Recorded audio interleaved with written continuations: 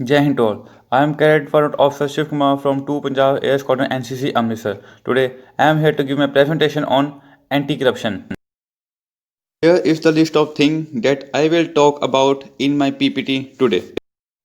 Introduction. Anti-corruption comprises activities that oppose or inhibit corruption. Just as corruption takes many forms, anti-corruption efforts vary in scope and in strategy. It is a form of dishonesty or criminal offense undertaken by a person or organization entrusted with a position of authority to acquire illicit benefit and to abuse power for one private gain. Bribes, where a government official asks for or obtain money or favor in return for a preferential treatment or governmental service.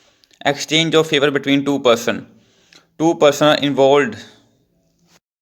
Meaning of anti-corruption. Corruption is a cancer that steals from the poor, eats away the government and moral fiber and destroys trust. It is designed to eradicate or prevent dishonesty or fraud conduct, especially in the political context.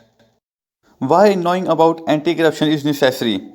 Anti-corruption education is expected to give awareness and change to all younger generation to understand and realize the importance of having the character of anti-corruption as corruption is considered as a major disadvantage to the development. Anti-corruption law. Public servant in India can be penalized for corruption under the Indian Penal Code 1860 and the Prevention of Corruption Act 1988. The Benami Transaction Act 1988 prohibit Benami transactions.